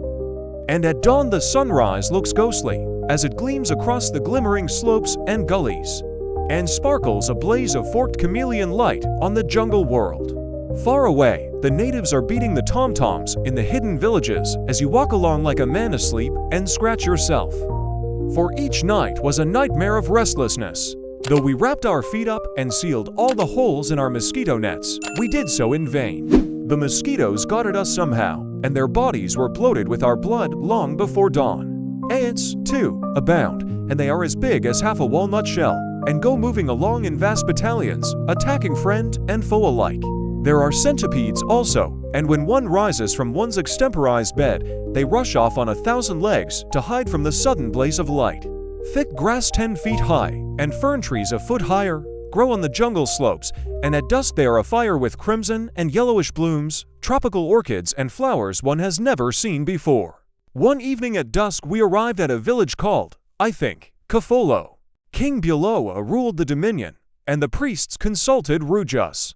The Ruru is a hideous idol, carved to satisfy the heathenish ideas of the African natives who still worship wood and stone, as the islanders did in the South Seas years ago. Polynesian islanders are educated gentlemen compared with the usual run of West Coast and Nigerian natives. As we crossed the river by a bridge of logs that divided the village from the jungle, we sighted a tiny city of huts. We waved our hands and approached slowly with a little apprehension. The king or high chief, dressed in an old pink striped shirt, came out of his kraal and welcomed us. His face looked like a black, gnarled tree trunk carved into human shape, till his thick-lipped mouth opened with a smile revealing 3 or 4 remaining teeth. He held over his frizzly head a large white umbrella, a present from some trader, which intensified his dusky shade. Out of the huts under the jungle palms came the ebony-colored population, good humid-looking men, women, girls, and pickaninnies. The king invited us into his palace. The skulls of fallen foes ornamented the door. We stepped inside the royal crawl and were somewhat surprised by the comfortable surroundings. Native tapestry, made of fiber and woven grass of various hues, covered the walls, and the floor of the first apartment was hidden by thick matting, on which squatted several ebony-colored females, who belonged to the royal harem. As we entered, they started jabbering and rolling their dark eyes. Chairs and tables covered with matting made up quite a decent amount of furniture, evidently purchased from traders. A ruru, surrounded by empty gin bottles, stood in the doorway of the next room. It had fierce-looking glass eyes and a face that looked half human and half crocodile. We expressed delight at all we saw, for we were alone there and felt that by being friendly with the chief we were keeping on the safe side. Then the old high chief stood erect and had his photograph taken. He was as pleased as a child with our attentions. I played the violin to him, and he was greatly delighted as I scraped away. His eyes glittered with pleasure and curiosity. I made him hold the violin, and he made several scrapes. His fat lips widened with fright until they reached his ears when the strings wailed. That night, as sunset smudged with a yellowish gleam the misty, heat-laden horizon, and a myriad creeping insects came forth to hum and buzz, Mr. T and I graciously accepted King Giloa's invitation to attend a village ceremony. He made signs to us and said, "Much good you like see," wrapped a large brown blanket, red-striped, about him, the very sight of which made us perspire, for the heat was terrific, and majestically slinging one end over his shoulder, walked in front of us to lead the way to the jungle ballroom. I saw a sight that night which outdid, in grotesqueness and lewdness, anything which I had seen in the South Seas. The royal opera box was a square-rigged set of bamboo poles lashed together with strong native fiber. Mats slung over the crossbars made comfortable seats, elevated about 6 feet, were on Mr. T, and I sat, and the chief with crossed legs in the middle. For native girls had just reached maidenhood, and had been sold to for respective husbands for so many bullocks. It was the custom to confer on such maidens an honor which, to Western civilization, was one of great degradation and shame. Afterwards the girls were brought forth to stand in the middle of the cleared jungle, so that the whole tribe could gaze upon them as the festival dancers whirled round them. There they stood before us, revealing a similar timidness to that seen in a young bride at an English wedding. The king started the applause by striking a huge bamboo rod on the side of the primitive opera box as he drank large bowls of palm wine. He was soon drunk, reeled, and shouted, "Foo-foo, ki-ki." The glimpsing moonlight streamed through the palms onto the maidens' faces and onto the dark hordes of shrieking natives who whirled around them. Those erstwhile maids stood embracing each other, then unclasped, chanted, and clapped their hands in rhythmic motion, and then, to the delight of the assembly, imitated every gross gesture. My friend kept close to me, and I to him as the besotted king slipped off his seat and fell on to the next rung, still shouting, "Ki-ki." One of the maidens was really handsome for a negress. She had fine eyes, full lips, and a well-rounded figure of light mahogany color. The curves of her body resembled a Grecian bronze. She stood for a moment perfectly still in the moonlight, with one knee timidly crossing the other, ere she turned to show her comeliness to the admiring audience. As they sang, the native orchestra crashed away on tom-toms and wooden drums. Some plucked strings that were stretched across gourds. Others blew, with their big black lips, at bamboo flutes. They played out of tune, but the tempo of the primitive strains suited the dance exactly. "MVU, MVU," shouted the king, and then he made signs that I should play. Without a moment's hesitation, I held the violin to my chin and played like a happy barbarian, though my heart thumped with apprehension. Again they danced as I played on, and through my brain flashed reminiscences of my tribal solos in Samoa and elsewhere. Suddenly the circling ring opened, and from a hut close by came the dancers for the second act. By the throne they ran, dressed in grotesque festival costume, painted in hideous lines of white from head to foot. They looked like hordes of skeletons from the tribal cemetery jumping round living maidens. So rhythmically did they whirl, and so fantastic was the sight, that they seemed monstrous puppets strung on wires pulled by some mysterious hand in the dark jungle. For often they would stop perfectly still, and then in the moonlight once more whirl away. How the audience of men, women, and children stared and clapped as they squatted on their haunches on mats. And they encored just as they do in the music halls of London town when the ladies in tights whirl and jump before fascinated audiences. There I sat with tea, gasping with curiosity as the king thumped and playing on, far happier than when, dressed in an evening suit and tight, high collar, I fiddled in city orchestras, playing every night the accompaniments of the poor hits of the day to affected stage voices. Notwithstanding the apparent lewdness, their innocence almost sanctified the smiling scene of dark faces, and I realized that it was but a custom truthfully expressing primeval man's original idea of the beautiful. So we were not shocked, though we drank deep from the whiskey flask to steady our nerves ere the head chief sucked at it. The tribe encored me, and I played again. To my surprise, they got hold of the wild chorus of the Scotch reels and whirled around, shrieking it. They had musical voices and, I believe, good ears.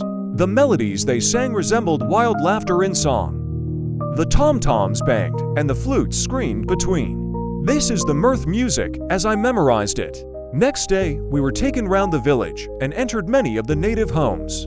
They were snug enough, with sleeping mats and bamboo furniture, and many boxes with little mats on them. In the corners were maize, yams, kola nuts, and gin bottles.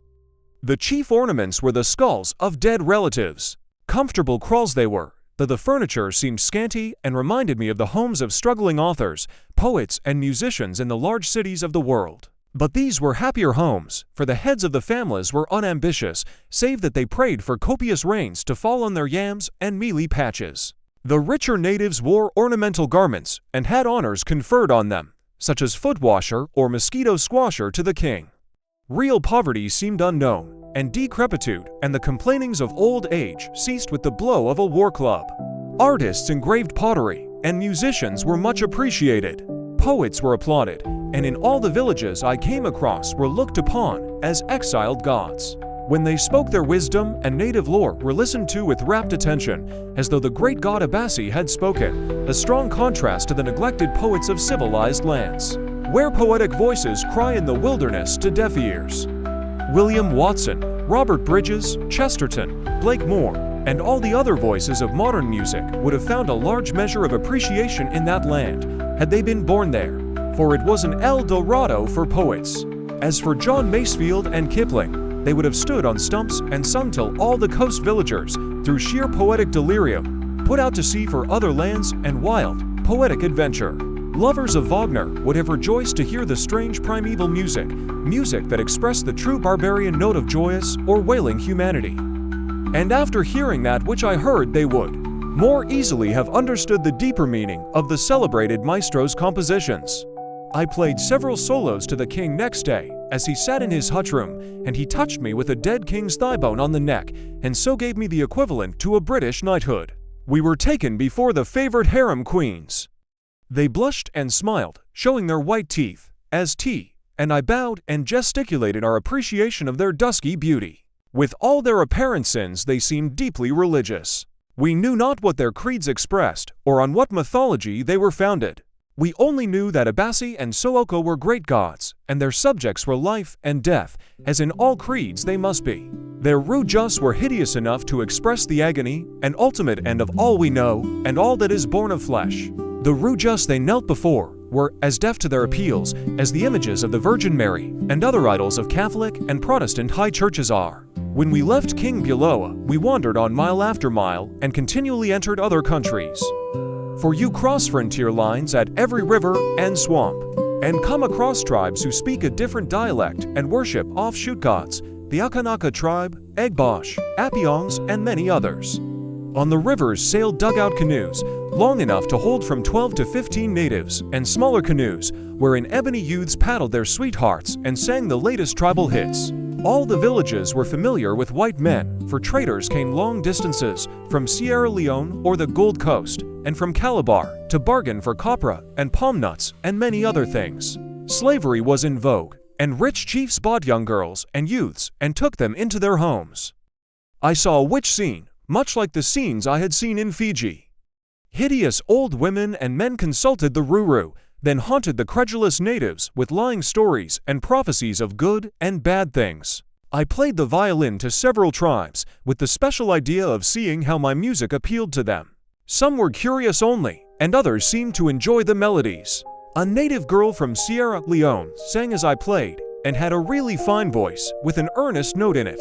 I think the West African natives, on the whole, have good, musical ears and a genuine love for music, greater than that of the English people. I have heard native military bands perform, and heard no difference in the playing when compared, of course, with amateur bands in Great Britain. In one native village, we discovered a white man living.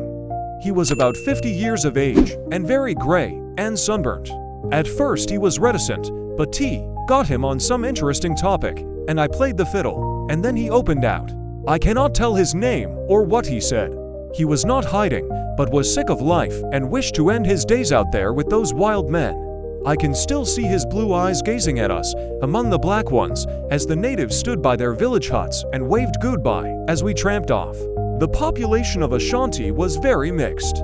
Moors, Muhammadans, Negroes, Arabs, and many more, who had emigrated across the Sahara to the west coast in ages past, had left their types in the blood of the natives. We went to Accra, Akamabu, and Sekondi, where we stayed with an old chief who was about 80 or 90 years of age. He had white whiskers and was shriveled up like a mummy, but he was a most interesting man and spoke good English. He had fought under King Osei Tutu, the Ashanti king, who in 1822 defeated the British, who in turn revenged themselves in 1826 on the Pra River. Finally T and I took boat for Lagos and arrived on the coast of Nigeria, where we saw native life and tropical bush that differed very little from that which I have already described. All the villages were similar, and their semi-barbarian population lived under their old customs, modified to suit the requirements of the British commissioners. The natives all seemed prosperous and fat. Rent and clothes did not trouble them, so they traded and kept the proceeds for their immediate requirements.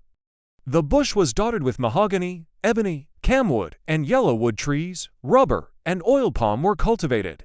Long stretches of dry weather prevailed, and then a thunderstorm came along and seemed to shake the very mountains. The natives put their gourds and calabashes out, and the deluge filled them in 5 minutes. Rivers that were tiny brooks rose in half an hour and tore along in foaming, swirling torrents, washing a village away. T and I saved the life of a native child as it passed us on the thundering flood.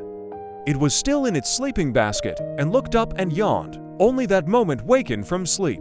As we grabbed it and pulled it ashore, the naked mother came flying towards us, waving her arms. When she saw her baby and realized we had saved it, she embraced us and wailed with gratitude. We blushed, and after the storm, T got his camera ready and took her photograph. She was extremely self-possessed. Indeed, semi-savage African women lack the virtue that white women have. Their color does not reveal their blushes. One day, we saw a native funeral. I think it was at a village called Awaka. We were walking along a jungle track some miles from Adiba on the Cross River when we came to the village. It was the evening, in drought weather, and we smelt the village as we approached the clearing. The village orchestra was in full swing.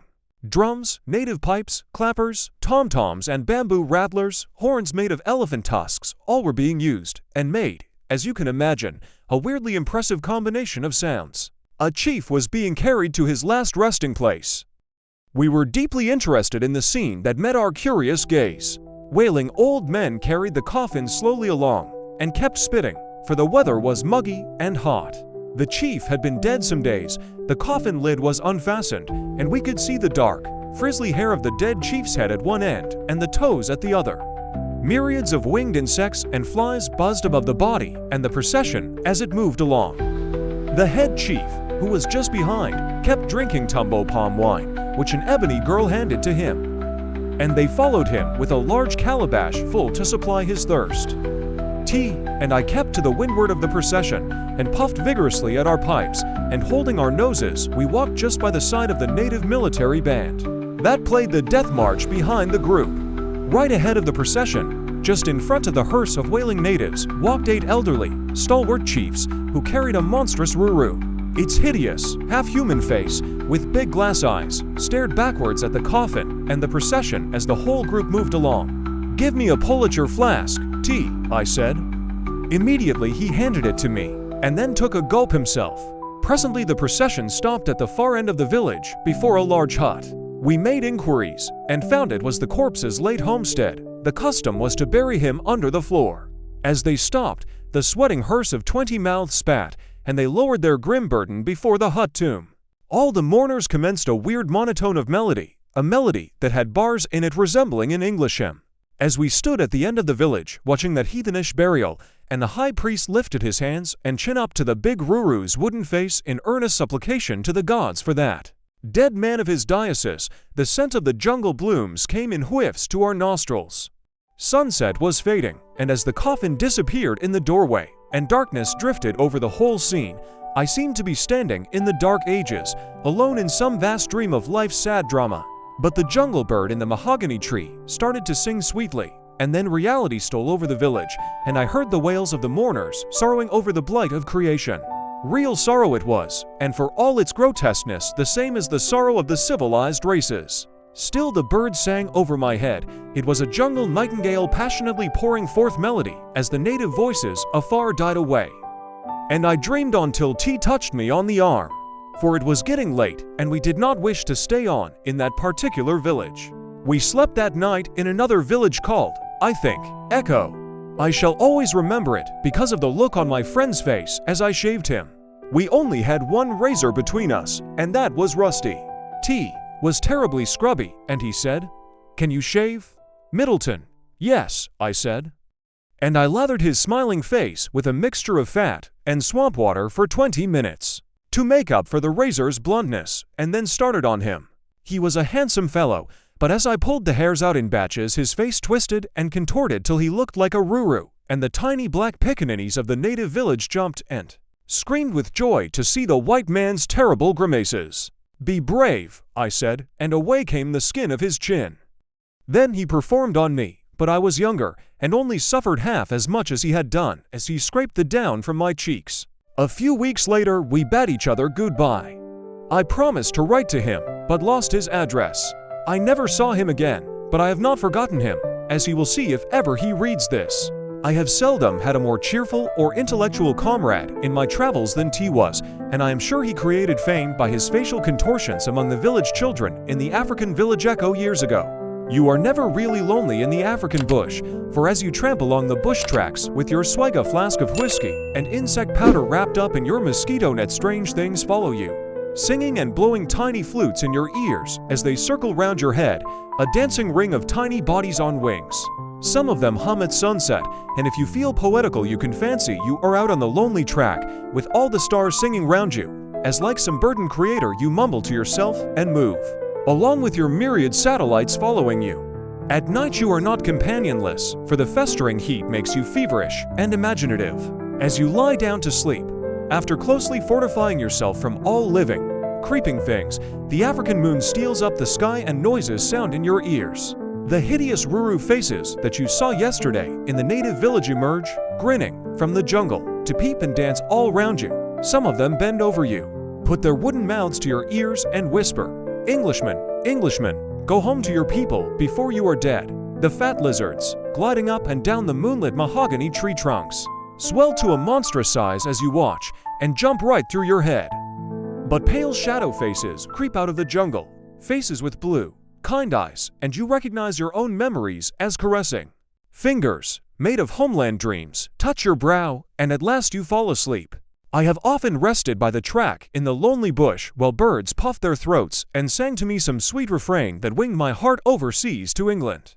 And often at sunset a bird would sing a strange song that made me feel as though I had been dead for ages, and the sounds of the native drums in the distant village came from ghostly battalions of the pharaohs, calling me across hills of sleep.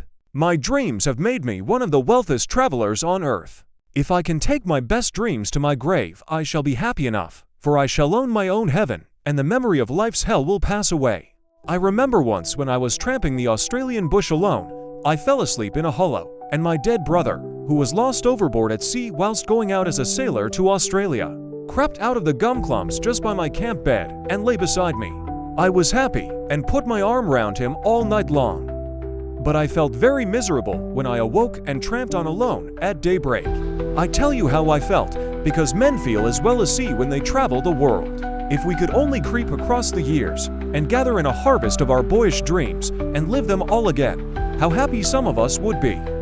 Now our days rush away like the waters of the rivers too. The sea, we still call the rivers by the old names, but the singing waters of yesterday have gone forever.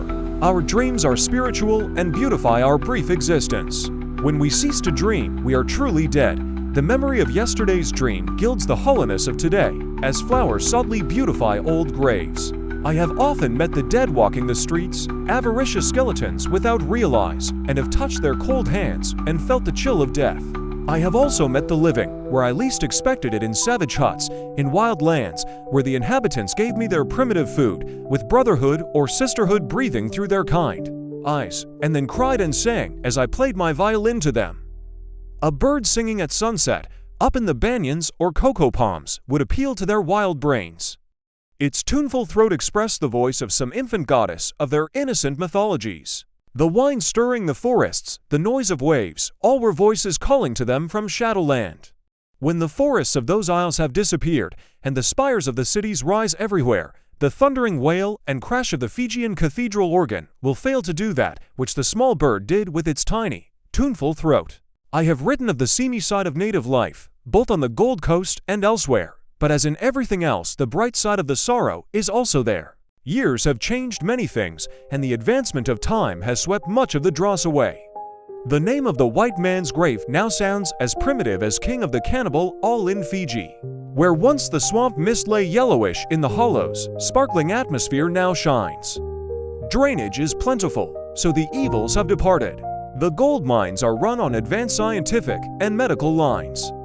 40 miles from the coast are the Abantaye-kun mines, and the Abaso, Brumasi, Anglo-Ashanti gold fields, and many others. Right up to Nigeria, with its tin mines, all is now healthy and cheerful. Elevated bungalows stud the heights round the mines. They are well drained, and as you enter the tent door of those dwellings, half hidden by jungle bananas and palm, you see the white man living in comfort and cleanliness that would often outrival the homes of his native country. The mine owners pay excellent wages to the whites, and the natives are ruled by fines and kindness. To whip a native, or to strike one, is a dangerous offense. The gold mines are a blessing to the West Coast natives. The wages they receive provide them with plenty for their primitive requirements.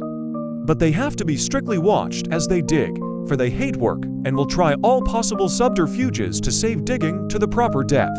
Gold is found almost everywhere, but not in payable working quantities. The country is chiefly owned by native kings who sell their territory to the whites who go that way prospecting. I have met men in London who owned large tracts of jungle land in West Africa, wherein gold, for ounces to the ton, lay. They showed me the deeds, signed by the native king. But the next day I have met another man who owned the very same land and did not know the other owner. For those artful native kings sell the same tract of land to every white man who wants to buy it. So it is well to be careful in buying shares in Gold Coast mines, though the mines I have mentioned are equal to any in the world and are equipped with the latest machinery. The managers from London go out there at frequent intervals, and the whole business is worked by educated white men. But for the black-faced natives and the surrounding jungle and bungalows, it might be in London's highest commercial center. Indeed, men employed by them are better off than in London, for they give splendid wages, palatial bungalows, and medical attention, as well as paying fares out to the coast and home again when their employees' time is up. The bungalows are all on elevated country and are consequently healthy, and now, wherever mines exist on the Gold Coast and in southern Nigeria, you come across smiling Englishmen enjoying the wild jungle life and smoking by the bungalow doors, while natives rush about waiting on the Gold Coast potentates, for such they are. Often they go motoring, and the delighted natives go with them in the white man's wonderful train. When they reach the outlying villages, the whole population rushes forth to see the car tear along the jungle track, and if the hooter sounds, their black bodies fly off into the jungle in all directions, the pickaninnies too, all frightened out of their lives. Often one hears the tom-toms and native orchestra playing in the distance. The music drifting on the hot night wind across the jungle is impressively weird and carries one away back to the barbaric ages. The African natives for centuries have had a kind of mysterious wireless code. Warnings of the approaching enemy are drifted on the winds from tribe to tribe, traveling through the medium of drum sounds, a tone code of quick taps and slow booms, for hundreds of miles down the coast and across country. If a great chief dies, mysterious drums beat and are heard miles away in the next village, where the villagers beat their drums in turn and pass the sounds on, and so it goes onward. to fade with the sunset into the last friendly crawl of the Dominion. Dear audience, wander if you must, but carry a steady core. Curiosity opens doors, yet character keeps you safe. Lead with kindness. A small act feeding a frightened stowaway can turn fear into trust and remind you who you are. Look with respect. New lands are not your stage. Observe, listen, and learn before you judge. Protect your health and spirit. Noise, heat, insects, and loneliness wear you down. Rest, prepare, and travel with companions when you can. Keep wonder and honesty in balance. Dream boldly, but settle your debts and own your mistakes. Integrity is the one passport that works everywhere. Most of all, let travel refine, not harden, the heart. Collect songs, not trophies. Accept that monotony and storms are part of any long voyage, and meet them with patience. If home calls, answer without shame. If the road calls again, go with clearer eyes. Wherever you stand on a key, in a jungle, or at your own front door, choose courage, practice gentleness, and keep a little room inside for the next sunrise. Thank you for watching the video. If you have not subscribed to the channel, we hope you will take a moment to click the subscribe button and leave your comments below the video. All comments from the audience will help us improve in the next videos.